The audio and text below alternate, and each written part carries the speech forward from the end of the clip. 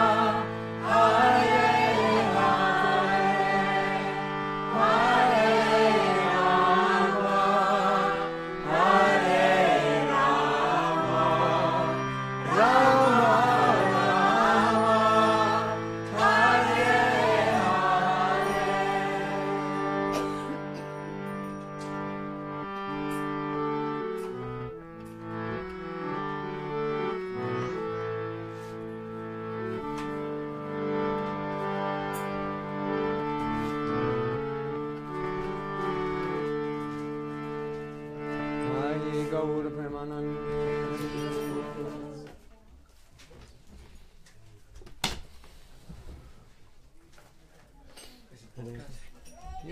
it's working. We've got. We still don't really know what we're talking about. What? Oh, we don't know what. Okay. I never.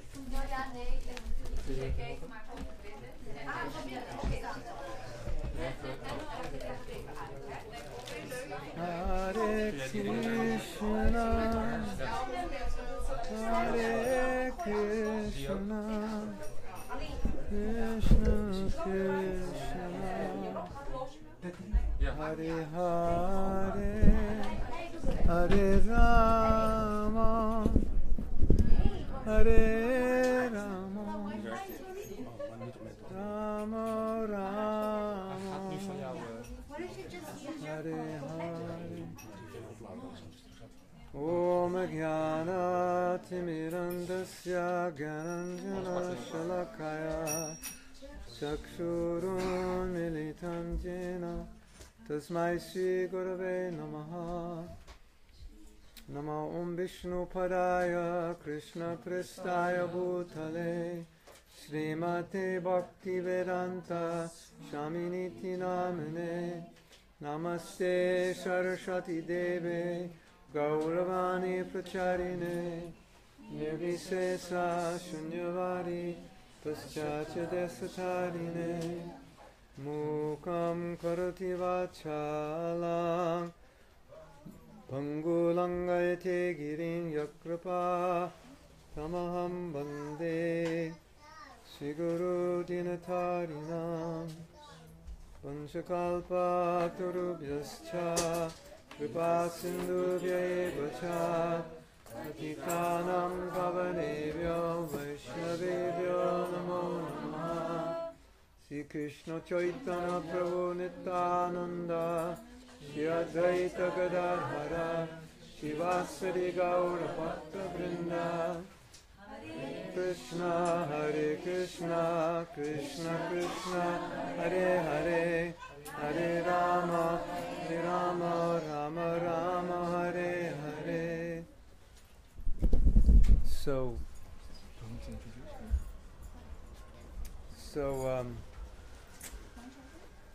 we were invited to speak tonight, but we weren't invited what to speak about.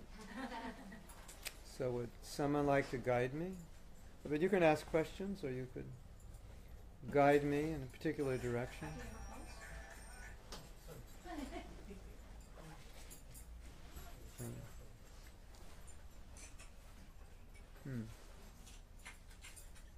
Yes. You look like you're bubbling over. Yes. You're ready to like ask something or say something? Or? Yes. So I just got off from work. Oh. And it's been really, really busy. Uh-huh. And the moment I got here, I could feel the wonderful power of the nice association that we Yes, have here, yes. especially with your grace. Thank you. Thank you so much. And I was maybe contemplating how during those stressful times at work, or busy times at work, we can try to remember Krishna rather than not. Well, one of the most interesting things are the paradoxes in life. Because if you're practicing Krishna consciousness or you're practicing some form of spiritual life, you usually practice it before you go out. And then you kind of think like you'll build momentum so it carries you through the day. And sometimes you get drained, the batteries don't get that well charged in the morning, and so they drain faster. And a lot of people feel like they can't be Krishna conscious or that spiritually aware in an environment that's antagonistic. So sometimes people say, how can you be Krishna conscious at work? And I think one of the funny things about that question, or the question of not even how can I, but the statement that I can't. I think the transcendentally humorous thing about it is that when someone says, "How can I think of Krishna?" Krishna's in the heart of every person in your office and every customer that comes. So, and he's in every atom, and he's in between every atom. So you could rephrase that, or you could answer that question as, how could you miss him? So how can I think of Krishna? How can you miss him? He's everywhere. Right? Now, he's there within everyone's heart, and he's also giving life to everyone and everything. Right? So you see the sun, where did that come from? If the sun comes into your window at work, you can think of Krishna, because he's behind the sun. Right? And you drink water, and he says in the Gita, "I'm the taste of water." So there's his energy is everywhere. So, in a sense, it's a strange question when you look at it from that perspective, that he's either there in everyone's heart or his energy is everywhere, and you just have to, like, hello, it's right there in front of you. So I think the problem is that we have maybe a fixed conception of what spiritual life is, and until we go out in the world, we don't see how it relates to that, when it actually relates everywhere. Does that make sense? Like another thing which is I think important to realize, that to be Krishna conscious or spiritually advanced, you have to act in a certain way, which means you have to live in a more sattvic way. And sattva means you exhibit sattvic qualities like kindness, compassion, cleanliness, tolerance, some sense control. These are sattvic qualities. So sense control, right? So everything in this world is going, grab me, come, look, taste, smell. So how to be Krishna conscious? It's like moment to moment. There's opportunity at every moment to be Krishna conscious, because everything in this world is saying, look at me, smell me, taste me, hear me, touch me. Isn't it? And as you know, tolerance is a high level of spiritual quality, and tolerance is actually as an aspect of humility, a foundational aspect of humility, because when you're humble, you're more tolerant. Proud people tend to be less tolerant. You agree? You ever met a really proud person? Kind of needs to control everything, and it has to happen really quickly. Some people are used to having high degrees of control, and it's hard for them to be super tolerant. So, isn't it true that this world provides practically unlimited opportunity to practice tolerance? Right? Isn't it? One thing is the weather and the traffic and the smog and whatever, pollution, but the other thing is people. People provide amazing opportunities for tolerance, don't they? Because people are really special. Sometimes people are they'll stab you and then you'll fall over and they'll say, "Why are you on the ground?" Isn't it? Sometimes like that. What's wrong with you? Why aren't you working? After you've just stabbed them 10 times and they can't work.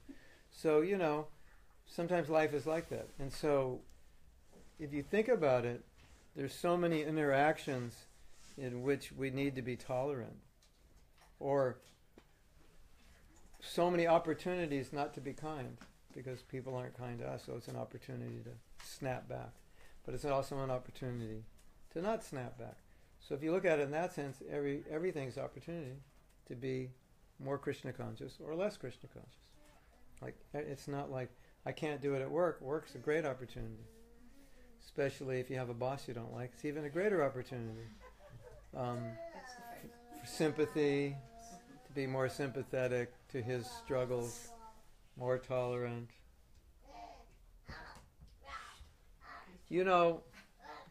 It's like in this world we talk about love, and we usually talk about love towards mother, father, brother, sister, husband, wife. But those are the people you're supposed to love. So, you talk, that's kind of like, to say, I love these people, it's like, okay, if you don't love them, something's wrong with you. But what about loving people who don't like you? That's actual love, right? So we have lots of opportunities for that. Of course, some of us can't even love the people we're supposed to love, right? So that's another topic.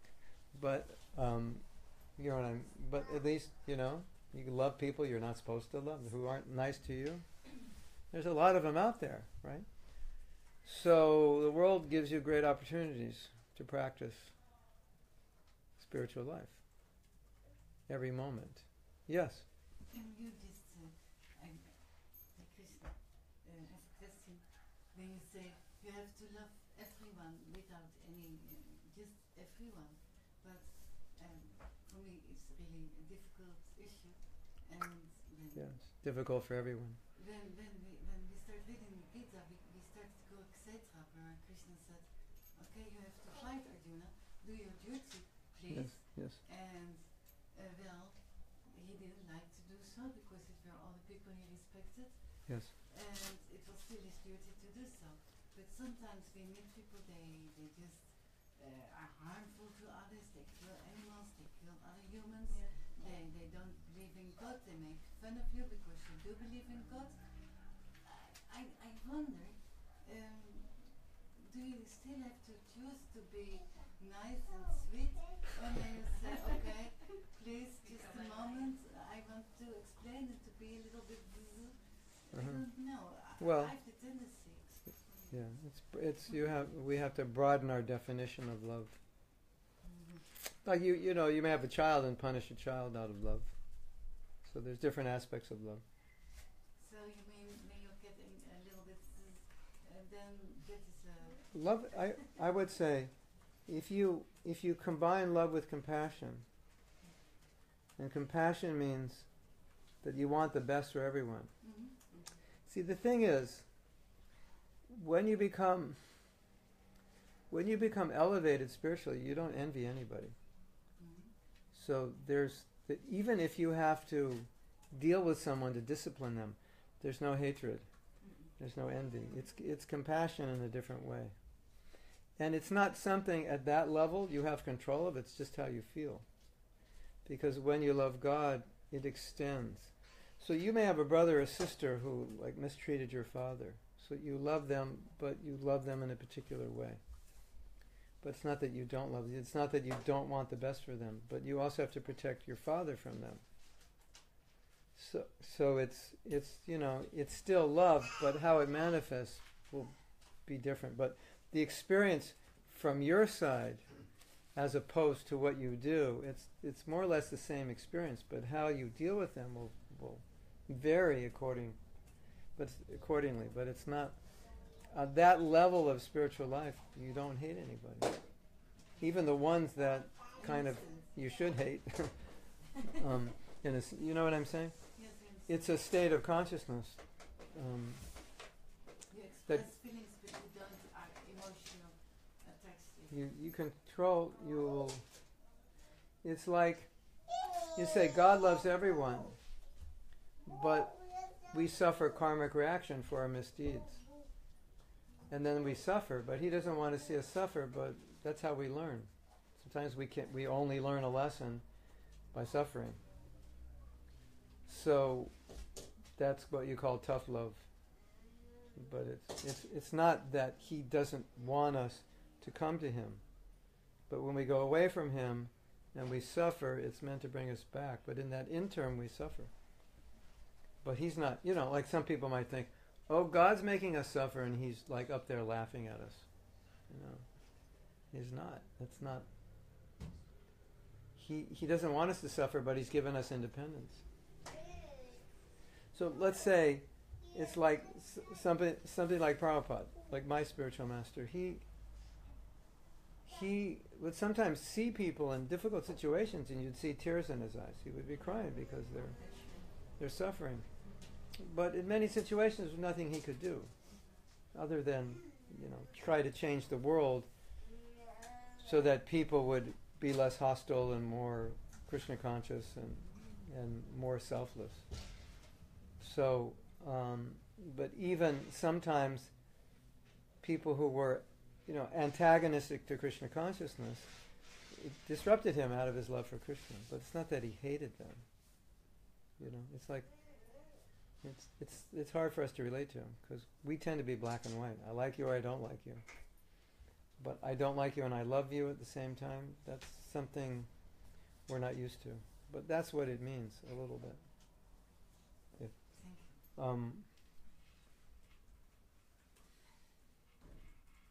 like Jesus said, if they slap you on the cheek, give them the other cheek.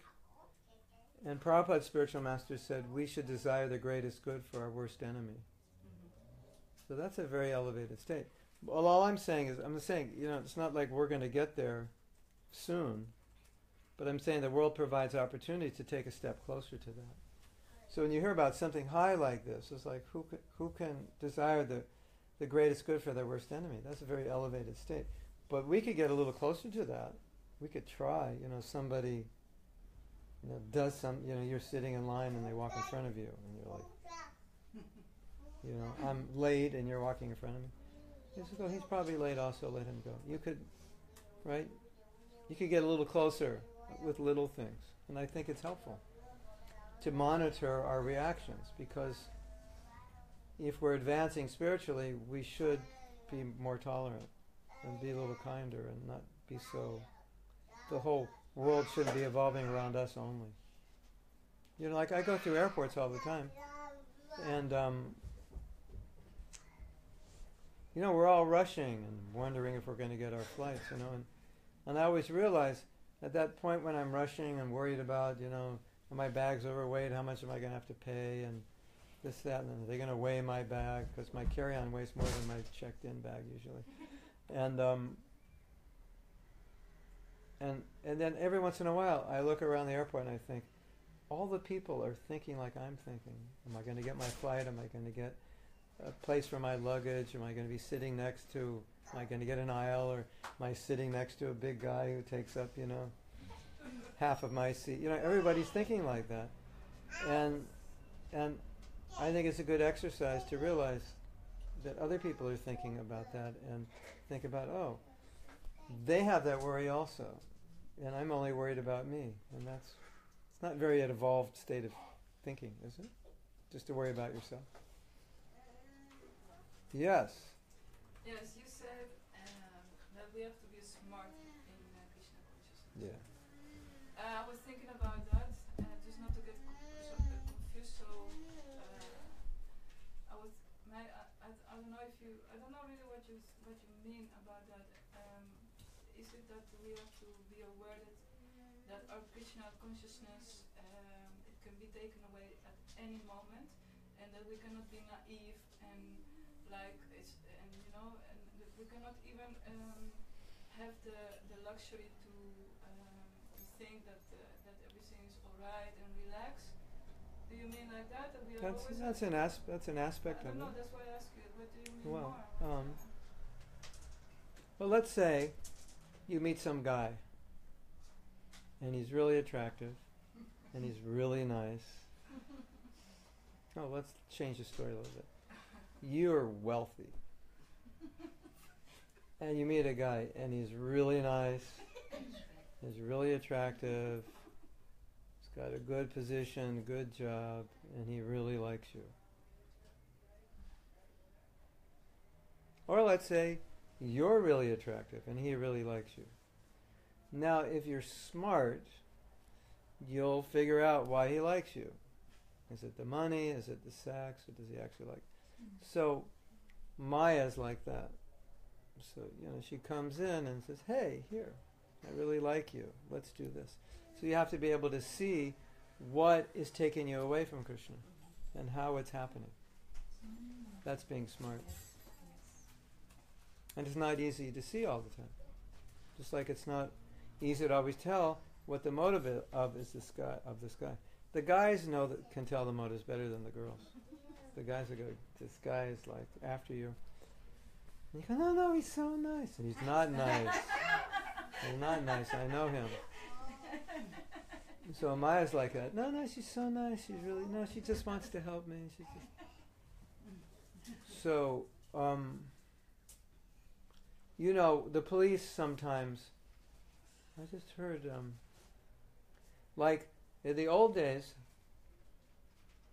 occasionally someone, I forget the details, but someone like wants to do an article on us, so they'll say, I want to move in the temple, and they'll shave their head and they'll live in the temple. But they're not actually devotees, they're faking it because they want to find out everything. Or the police, right? They'll start hanging around with drug addicts and buying, or even join their gang, right? But they're police, they're not part of them. And the gang doesn't know. And if, you know, so it's like that. Maya comes in. I'm just one of you. I'm on your side. Come with me. So you have to know those things. Yeah, in other words, you have to know what is in your self-interest and what isn't. And there's so many things that seem to be in our self-interest, but they're not. So Right? Always,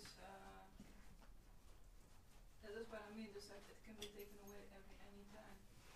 If we're not smart. Yeah. Well, you can turn it around and say, if you're well situated, no problem. Yeah, but It won't be taken away. You'll be guaranteed. Like Prabhupada said, if you do things right, you'll always be protected. Are you sure? If you want to be. If you want to be. You see, if you want to be, then you have to follow the practices that give you the strength. That's part of it. Like you want to be healthy. You go, I want to be healthy. Then I'm eating these macaroon chocolates, you know, like 6 of them. You know. So that's good that you want to be healthy. And I say, well, you know, if you want to be healthy, I wouldn't eat 6 of those. And, you know, or if I did, I would go for a run, you know, for like 3 hours to run it off. So, you know, if you look at the world, you'll see there's a lot of things people want, but they don't act to get them. They just want it. You know. Yes. You know, I want to be healthy. You want to exercise? No, not really. You like salad? No. I like Big Macs, you know. But I want to be healthy, so it doesn't make sense. So I want to be spiritual. I want to be Krishna conscious. Okay, so you have to do certain things. And then, if you do it, you're fine. You're protected. I thought it was going to be much more easy, the spiritual. Oh, Maya's like, no way. You know, that's why I think I understand, but Maya is maybe very I want a powerful. way out still, you know, I want a way out. No, it's like you know what it's like to break a habit, right? What do they say? 12-step. You know, you can't get around alcohol. You can't take a drop. Yeah, there is no easy and softer ways. Yeah. You have to go to any length. Yeah. So we're conditioned. Yeah. We're conditioned in this world. We have so many selfish desires. We're conditioned by envy, lust, greed, all these things, which we've cultivated for lifetimes. So to overcome that, to think it's going to be easy, it is in a sense if you do it properly. But if you don't, you know, it's like easy to be healthy, but it's not easy. Yeah. You know, it's like I eat a pretty simple diet. And I take things and I try to get a little exercise. So pretty much I can keep, my body kind of keeps going, you know. It hasn't really slowed down that much. But I'm pretty conscious of it. So then I could say, well, it's not hard to be healthy. But you might say, oh, I couldn't eat like you, or I couldn't do the exercise you do. So yeah, for you it's hard to be healthy. But in theory, it's not hard to be healthy, you know, right? I'm happy to report I walked up a 1.2 kilometer stairway a few weeks ago and survived. And walked down it. So, body still works. Yes. Thank you, Hare Krishna. Haribol. First of all, Kitty Kumari told me to apologize. She had to. Kitty Kumar's here. What? Why? Yeah. She couldn't come because she got a mail today. She has to write a curriculum for no. teachers course, and the deadline is today. Oh, and no. She noticed today, but Oh, she no. cooked for him, and I brought it. Oh, okay. The second thing is I have a question, right? Okay. And that's like these days. Quite a lot new Indian students, young boys, not only Indians, but in general, they come to the temple and they get attached to coming to Krishna, and the more attached they become, and which is wonderful, we see and feel it happening. But then sometimes they question me about, okay, but I still have my colleagues and my friends, so I feel kind of, I love to come here, to be here around often, but I also have my colleagues in my office, and now some of them went on holidays for this weekend, and there were two, and they said, I was just doubting if I have to go or not, because I wanted to be there where Mahatma does his workshop. But somehow I also feel like they are my colleagues, they are my... It's really important to understand how we're influenced by the people we spend time with and environment in general, and to understand that a lot of what we think will be affected by the people we're around. Even if you say, I don't want to think this way, I'm not that kind of person. I'll give you an example. This is really funny. Every year I see my sister, and this particular time I saw her, she had a boyfriend. Sometimes she doesn't, but this time she did. So she's like cursing. Oh, she never talked like this, but now she's like, I don't want to say what she was saying, but she's like cursing all the time. F-ing this, S this. I'm like, what's this? F this, S this? Where did that come from? Because she never says that. It's just not, it's not how we were raised, it's not our culture. And she said, oh my God, I didn't even realize I was saying that. My boyfriend, he always says it, so I'm saying it. Isn't it? Yeah, she never talked like that in her whole life. And hanging out with this guy for a while, she's like, you know. So sometimes it's so subtle you don't even realize. She didn't even realize it till I pointed it out. So we have to realize that, you know, it's like the saying, show me your friends and I can tell you, and I know what you're like. Or show me your friends and I tell you what you're going to be like. So we have, you know, at least they should be aware of that. That whatever it is that they want to achieve in life, be around the people that are most like that. There's they have this thing in business which is called, I think they call it a Mastermind Group, or I'm not sure, but what it is you get like 5-6 people who are more successful than you, and you meet with them and say, I want to do this, and they give you input because they've already done it. Or maybe they're all equally successful, and each week a person says, this is what I want to do, and you get feedback. But generally they say, do it with people more successful, because you'll just get so much more. You'll get what they get. So that's just how life is. So that's true whether you're spiritual or material. You know, you become like the people you associate with. And for me, it's so interesting because I travel so much. So as soon as you go into another culture, people are different. And I understand if I lived in that culture, I would be like those people. If they lived in America, they'd be like me. And it's not like you're like this and I'm like this. It's the culture's like this. We're part of the culture. We become that way. Just like June speaks just like Mahatma, because she grew up in America.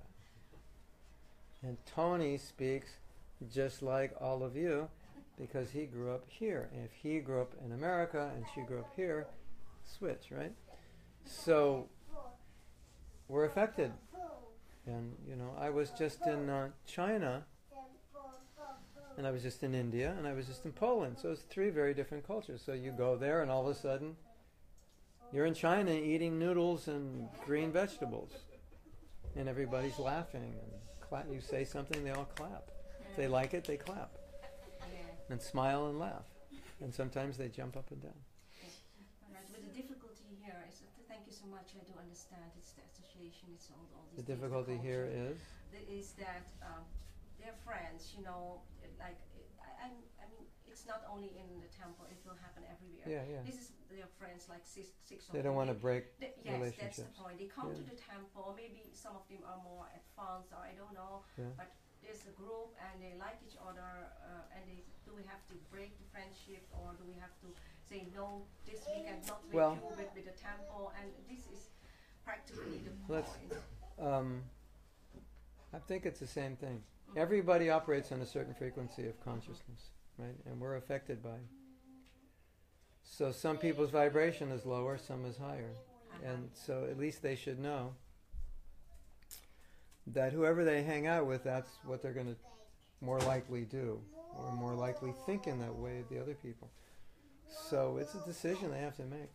You know, it's tough, and everybody goes through this. Yes. Even if you're not taking to spiritual life, just as your life changes and you want to change, you start to realize that certain friends are a bad influence. You know, just people in general go through that, isn't it? Like you go through a phase of life and you want to improve yourself, and you realize I have a few friends that they're really not good influence on me, and so you also have to make that decision. You know, this is like a close friend, but they're a bad influence. So I think it's the same answer. They have, you know, anyone has to understand that, you know, you're going to be influenced. So just be aware of it. And then I can't say one way or the other what they should do, but if they understand that principle, they will experience it. Yes. Like sometimes it's immediate. You like when we were with Prabhupada, I mean, I saw people who met Prabhupada in one day they changed. Completely. That's it. They came to the temple, they saw Prabhupada, and they never left. Whoop. Yes. That's it. Changed. Yeah. So the power of what's in Prabhupada and what. So you can't underestimate the power. Now, what is said in some verses in our Shastra, in our scripture, is very interesting. You know, it says, if you're around the object of sense gratification, or sensual objects, you get attached to them. So, like, you know, if you want to go on a diet, get rid of all the ice cream, the pizza, the coconut chocolate. What do you call those things? Bounties. Bounty. Get rid of the Brown bounties. outside, white. Get rid of the cookies. Because the principle is, if you look at it long enough, you're going to want to eat it, right? So we could have a little game. How long can you look at it before you eat it? Before eating it. You know, who can go the longest before they?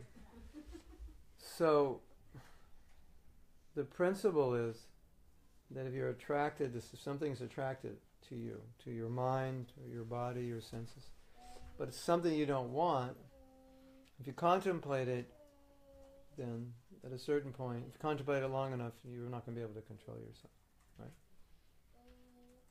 So our Shastra says something interesting. It says if there's something you want to avoid, it's more difficult to avoid. Well, it's easier to avoid it even if it's there, but it's more difficult if you're around people who are attached to those things. Because their energy will make you want to get it. Hey, let's go do this. It's really cool. That's gonna make you want to do it more than if it's just sitting there. Isn't that interesting? The power of association. Isn't that interesting? Yes.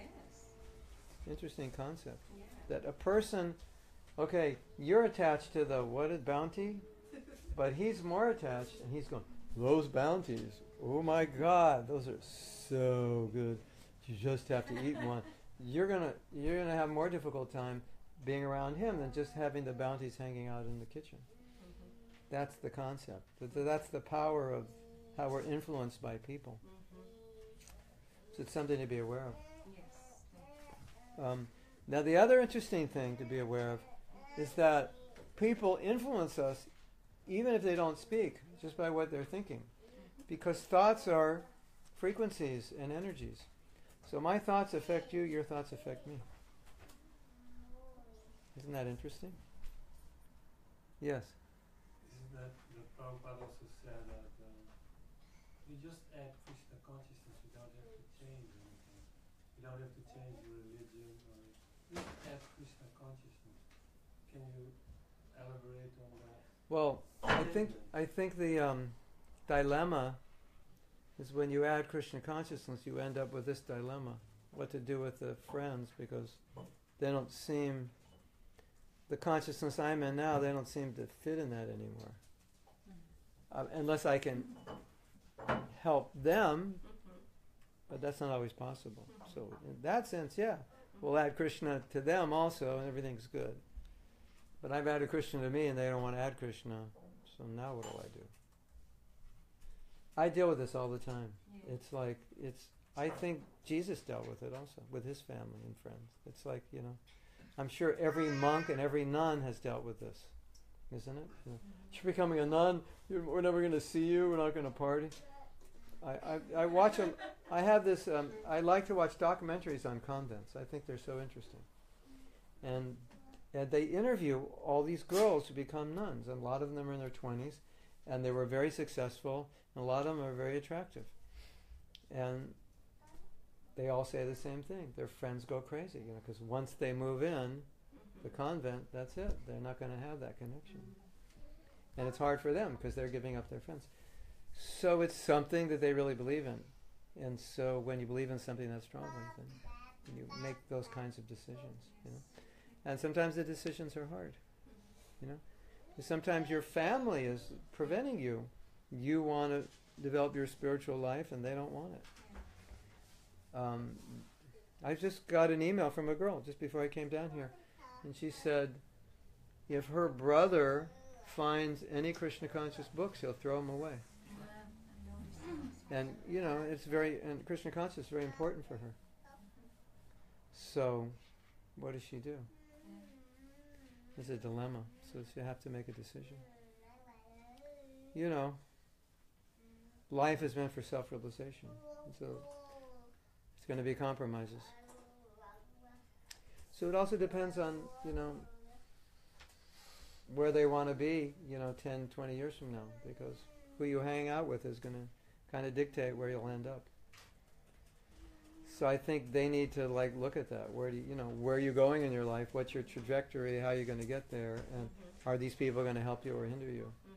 And I understand you have relationships with them, but generally one of the things we say is just tell them this is a way of life, and these things are important. And if you guys are partying and smoking and drinking, it's hard for me. I just can't do that anymore. Yes. And what I found is, for a lot of people, their old friends don't want to be around them because they're just duds.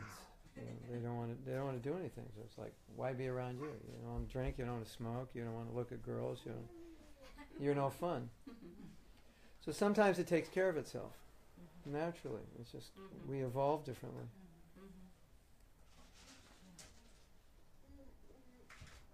It'd be interesting to, every guy who becomes a monk, what percentage of their parents you think wanted them to do that? I would say very low percentage. Even if the parents are Catholics, I would say low percentage. What percentage of their friends wanted them to do that? Probably pretty low, I would think. Or maybe they try to support them, but they're not happy. Yes? In the past it was the habit here in Holland, at least, that the oldest boy, or at least one child of a family, went to the convent. When was that? What year? When 50, 70 years ago in my family. Amazing. That's amazing. They were really proud to. And now? Nowadays, in Different. Holland it's finished. Yeah. But abroad, I read in the newspaper, and the convents are growing again. Really? Really, not in Holland especially, Yeah. but Africa, Brazil, those Oh, places, okay. the convents are again Yeah. attractive for young people. Yeah. Lost it in the telephone. That's nice. Just to end. Yes. So, thank you so much. You spoke about, you said somewhere in the beginning when Jimena asked about being smart in Krishna consciousness, and that you have to sort of identify and see what is taking you away from Krishna, and then you said you need to be well situated. So also in the context of what you are explaining right now and being in the proper association or sometimes not being in that proper association, do you maybe have a solution for when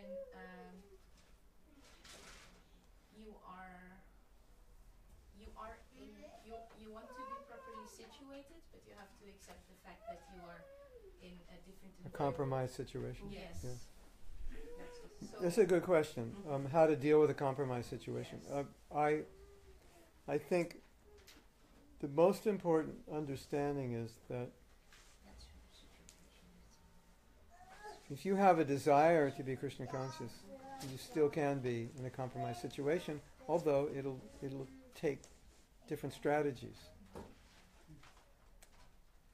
You know, it's kind of like riding a bike uphill. It's a lot harder than riding downhill. And you're going to go slower. But you can do it. You ever ride a bike uphill? You have hills here, or is the No. whole place flat? Oh, yeah. Flat. Well, where I grew up at the bottom. There were two hills coming down for like two blocks, and we were on the bottom. So we would get to ride our bikes up the hill. But on a bad day, you would get off the bike like 3/4 of the way because it was too hard. You know? So that's what it's like riding a bike up a hill. At a certain point, it's like, I don't want to do it. But if you're prepared for it, and you know it's going to be hard and you're focused on it, then when it gets hard, you just do it. And obviously, riding down the hill is easier. So I would say an ideal environment is like riding down a hill. But I think the problem that a lot of people have, and a lot of devotees have, is when the environment's not ideal, they just say, I can't do it. Which is, it's not entirely true. It's better to say, I just need different strategies to do it. And I may not be able to do what I could do in a good environment, but I can get by. So at least if I can get by at a certain threshold of Krishna consciousness, then I'm okay. If you go to Vrindavan, you go to Mayapur, it's an amazing environment, right? But you don't always have that opportunity. You'll have to come back and deal with your environment, and a lot of people get bewildered when they go from an ideal to a non-ideal environment, and they don't know how to deal with it, and that's a problem I see, because I lived in Mayapur for 6 years, and I'd see people doing really well there, and then they'd come back here or come back to Europe or wherever, and they don't do so well. And I think it was too easy. It was too downhill there. It was almost like the environment was so supportive, you actually didn't have to try much. And so then they come here and they're used to that environment, and they're not used to putting out the energy, and now they're riding uphill. I'm like, I can't do this. This is impossible to get this bike up the hill. But if they were prepared to say, oh, it's going to be harder, then they can do it. That's what I've seen. So if you start from the premise that I can't do it, then all you're doing is looking at the reasons you can't do it, and all those reasons will justify it. And the more you can't do it, the more those reasons will justify it. And it's a vicious circle. So, like I said, if you start with the premise, it's just going to be more difficult, but I can do it, and then I have to think how. And not expect that it's going to be as ideal as it would be in a better environment. But to do the best I can. And it's based on the fact that you want to make it happen as best you can. And then the second half of that equation is to look at the environment, because the environment you're in, you put yourself in, directly or indirectly. Like you're working, so you got a job, they said, we'll hire you, and you said, okay.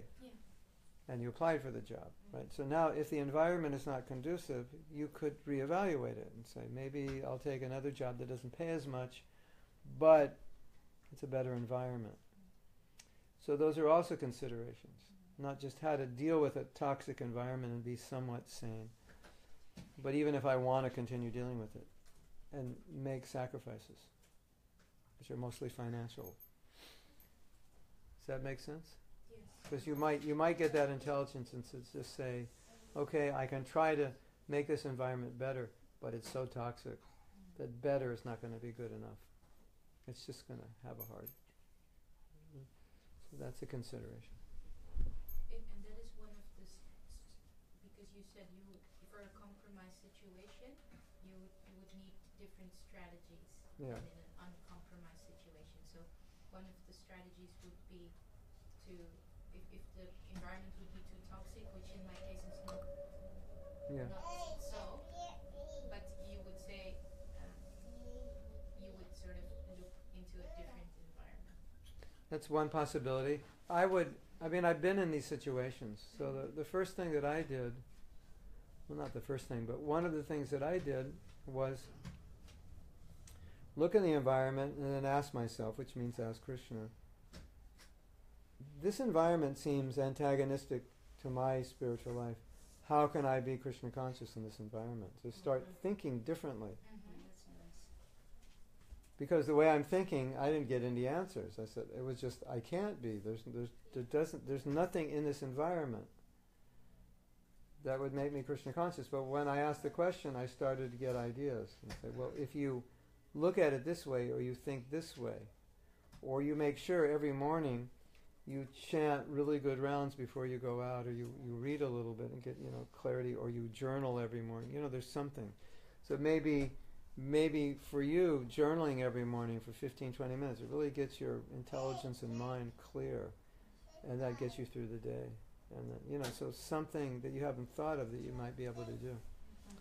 So that's what I did. And a lot of it was just attitude. It was just changing.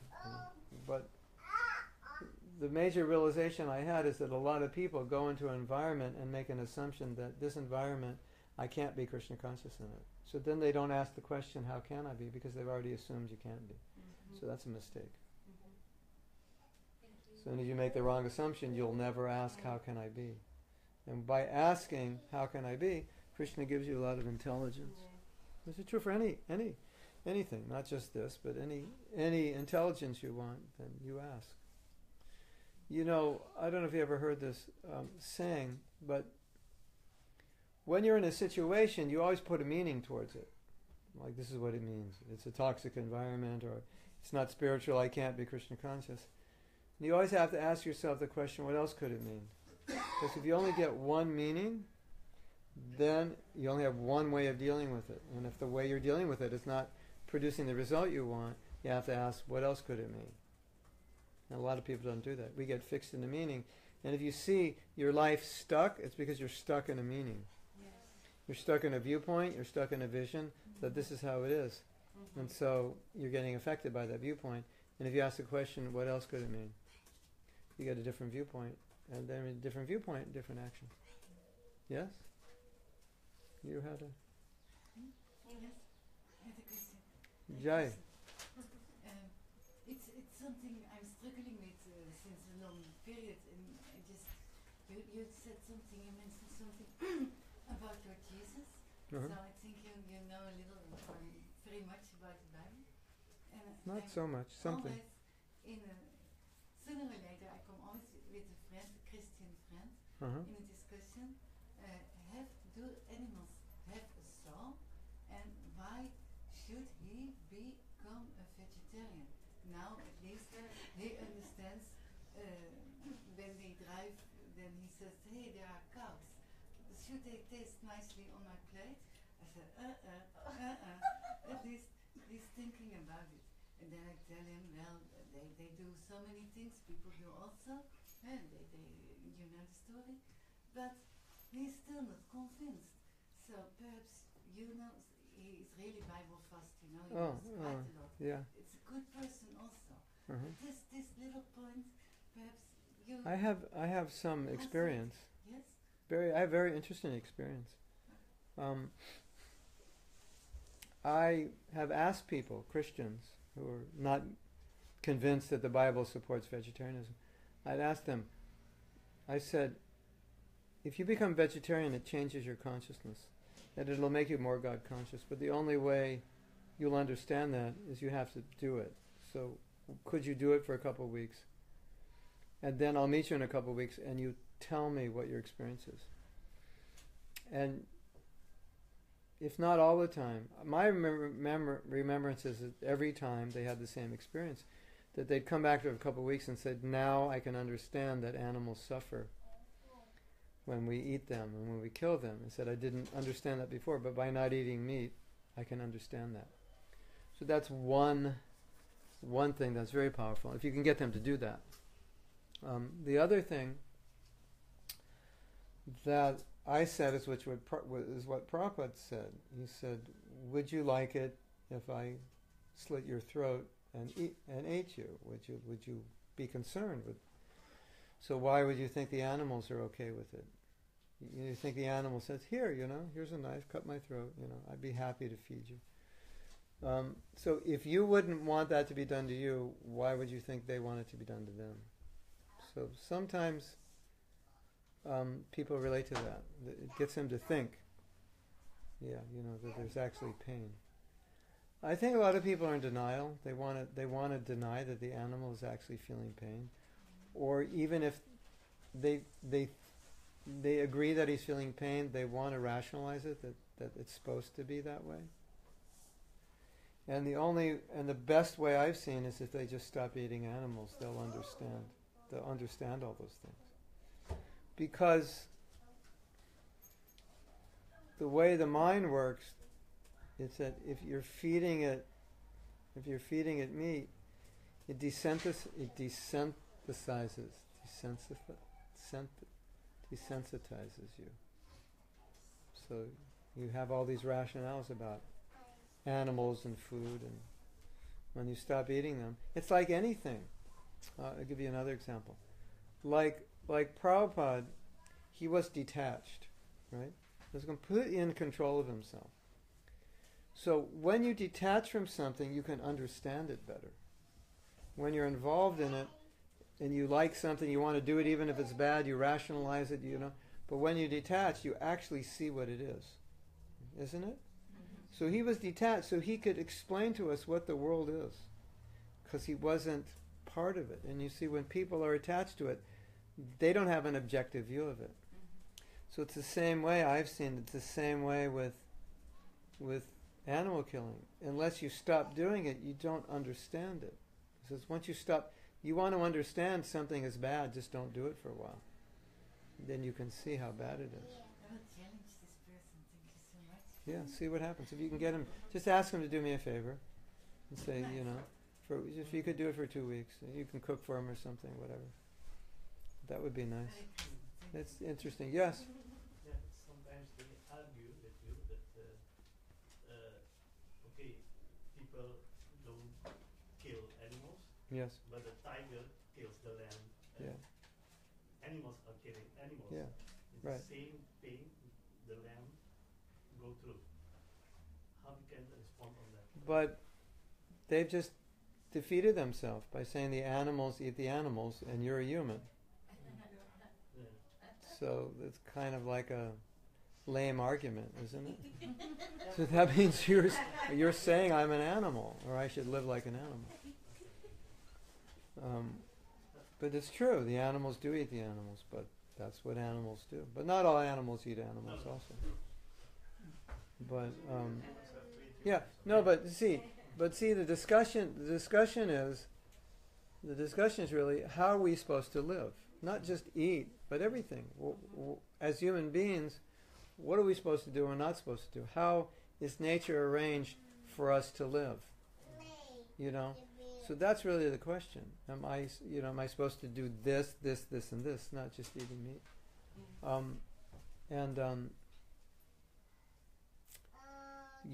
Meat eating is the major cause of environmental contamination because they have to chop down forest for grazing land, and then they breed the cows and bulls. So, people who understand this will say, look, you're having all these big environmental conferences, you just become vegetarian, that'll basically solve it. But you're having all these environmental conferences and you don't want to be vegetarian.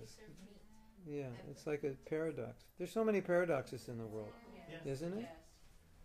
Like if you look the label of What do they give you when you have cancer?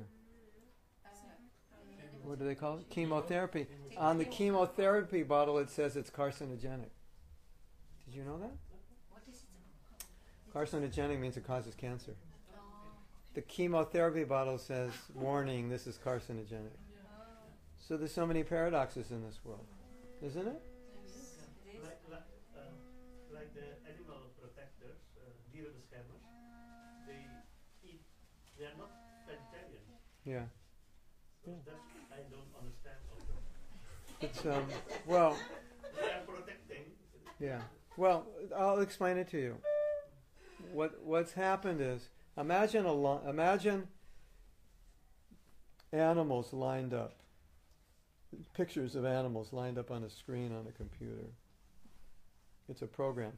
And there's a line down the middle, and you can move the line left and you can move the line right. And everything to the right of the line is food, and everything to the left of the line is a pet. Okay? So in different cultures, the line's going to be a little different. Some cultures, the line's a little over to the left, so dogs are actually food. And I don't know about your country, but in America, the idea of dog for food is just, it's unheard of. Or horses for food. You know, these are domesticated animals. Yeah. But China, dogs, well, yeah, China. Well, the joke in China is they eat everything that crawls, flies, and swims. Except what? You don't know everything. Yeah. So, but it's not a religious thing. It's not like in the Bible says the line is here. So it's arbitrary by culture. And so our philosophy is the line's all the way over. They're all pets. Now, if you're living in the middle of the desert, there's nothing to eat, there's some animal, that's different. But look what's going on today. People hunt with a full belly because it's a sport. Isn't that weird? Men used to hunt for food. Now they hunt for sport with a full belly because they can go to the grocery store and buy whatever they want, and they're hunting.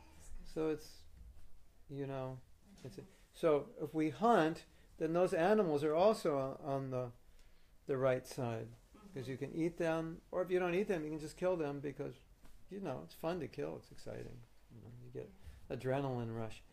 And these big tough guys, you know, with their big guns, you know, they're really tough guys shooting deer. Like deer are really dangerous, you know. It's like, so it's like, you know, and it becomes a sport. And so society is just, you know, moving the line, and everybody accepts it, you know, and then you grow up. Yeah. There's a nice argument in the Shastras, in the Bhagavad Gita. I don't know the chapter and the verse. I don't know which chapter, which verse, but it says the reason not to eat animals, or not to eat animals' meat, is they have a soul, just like we, and the other one, which is stated in the purport, is that you block them in their evaluation process because they have to come back every time as an animal because they are not dead at the moment, they have to be dead, so they have to come back, so you block them in getting a human form of life, and that makes sense sometimes. When I explain it, then it's not the fact that they're supposed to live so long, and then you kill them, then they have to come back to live out that. They have to come back, and I noticed, but that's personal, that the fact that they have a soul, it's like to this point, like you're blocking them in getting a human form of life. It's like kind of. It's in the purport. It's written. I know. Yes. Yeah. Well, there's another thing Prabhupada says also. So you didn't create them. Yes. You didn't create them, so you don't have a right to kill them. Yeah. That's really beautiful. Yeah. Anyway, that's very fundamental. So you can do with this person. Oh, you know, it's trauma. I work already 5 years in here, you know. Okay. Now you have some good. Well, sometimes with people like that, you just have to cook for them. Yeah. Just go, here, taste this. Yeah. And you're a good cook. But in the Bhagavatam, it does say there's certain things that you won't understand if you're eating meat. But as I was saying before, I think there's certain things you can't understand if you're doing something. You have to stop doing this, then you'll understand it. I think, that's just... But meat eating especially has an effect on the consciousness. So it's really hard for him to understand until he stops. It would be a nice experiment, see how he feels. It's a Catholic priest, so he lives according to those rules. Yeah. But those rules, they say you may eat meat, you may drink wine, alcohol. wine, alcohol, Yeah. everything. You may even smoke. Ask Only him. no ladies. You want to hear a joke? No ladies, no. Yeah, you don't know. If you go back long enough to original scriptures, then you'll go back to vegetarianism. So I have a joke. In the monastery in the old days, they'd rewrite the scriptures. Periodically they'd rewrite them. So one monk is saying, well, because they're copying the copy. They're not looking at the original. And he said, one monk says to the head guy, whatever he's called, don't you think we should look at the original and check with the copy, because maybe somebody miscopied it? He said that's a good idea. So he goes down, and he's down for hours, and he doesn't come up. So the head guy goes down. He sees him crying. He says, "What's wrong?" He goes, "It's not celibacy, it's celebrate."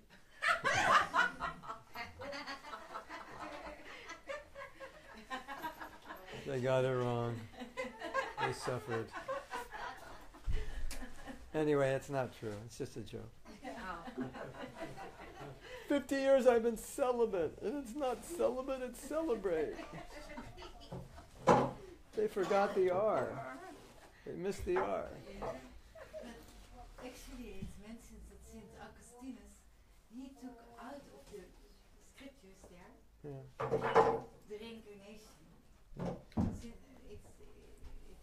proven. Christianity is a very interesting religion. The history of it is very interesting. And the modern manifestation of it is also very interesting. Scary sometimes also. And anyway, we're fortunate. We have something valuable. Yeah. So anything else? Should we do more kirtan?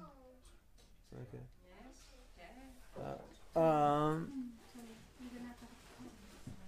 Okay, they might have questions out there in Facebook world.